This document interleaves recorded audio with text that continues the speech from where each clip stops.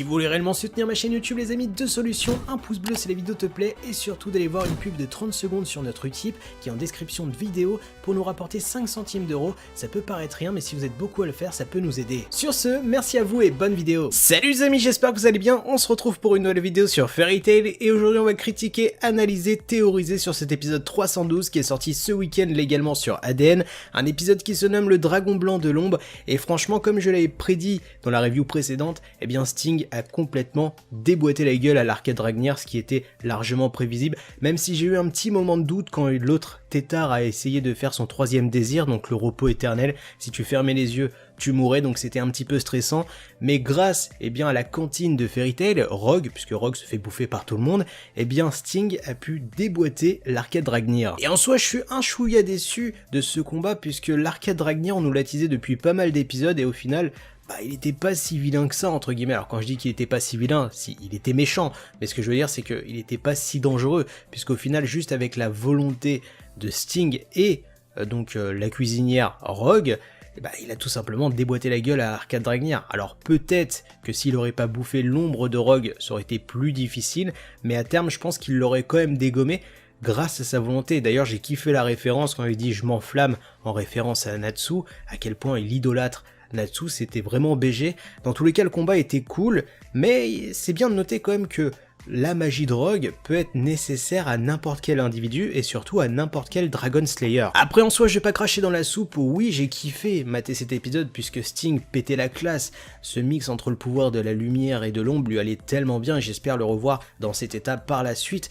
Dans tous les cas voilà, la combinaison entre le pouvoir de Rogue et celui de Sting était beau à voir, mais ce combat était trop vite expédié pour passer à autre chose et c'est dommage puisque là on termine cet épisode avec Sting et Rogue qui sont HS, qui sont hors course entre guillemets, pour passer à la suite. Alors certes la fin de cet épisode est juste magnifique puisqu'on a the best révélation entre Elaine et Erza, mais entre deux, on a quand même une petite révélation qui est plutôt stylée, l'écharpe de Natsu. Comme vous le savez, ça fait maintenant 2-3 épisodes que Natsu est bloqué dans son fond intérieur, où il essaye de se battre pour retrouver tout simplement toutes ses mémoires sur qui il est réellement. Donc c'est plus ou moins stylé, puisqu'à chaque fois on a une petite révélation à gratter. Et là dans cet épisode, on a une révélation sur l'écharpe de Natsu qui lui a faite, c'est Anna, l'ancêtre de Lucy. Donc ça c'est plutôt stylé, puisque encore une fois ça relie Natsu avec Lucy indirectement, et surtout qu'on apprend que l'écharpe de Natsu a été fait avec les écailles de couilles d'Ignir, et ça je trouve ça stylé. Bon là je rigole, mais c'est les écailles d'Ignir qui sont dépigmentées, donc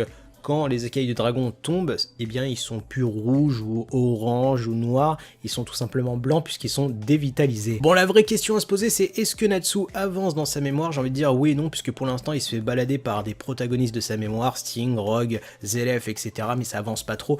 Mais tant mieux j'ai envie de dire, puisque pendant ce temps-là, Natsu est bloqué là-dedans et on a d'autres choses, d'autres personnages qui sont mis en avant, et Elaine versus Erza, on est à l'aube du vrai bail là les gars. Ce qui s'est passé dans cette fin d'épisode était juste oufissime. Déjà l'animation était magnifique, Erza a claqué pas mal de ses armures, elle s'est fait dézinguer la gueule par celle qui est sa mère. Et je pense qu'on est tous restés sur notre boule dans cet épisode, puisque on savait qu'il y avait un lien entre Elaine et Erza, mais à quel moment?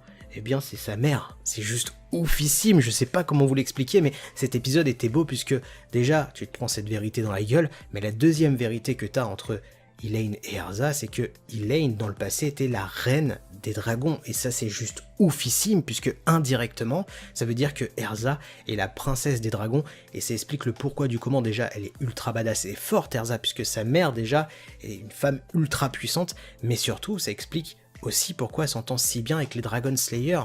Indirectement, elle est la princesse des dragons, c'est juste oufissime, j'ai hâte de savoir la suite du pourquoi du comment elle a abandonné Erza.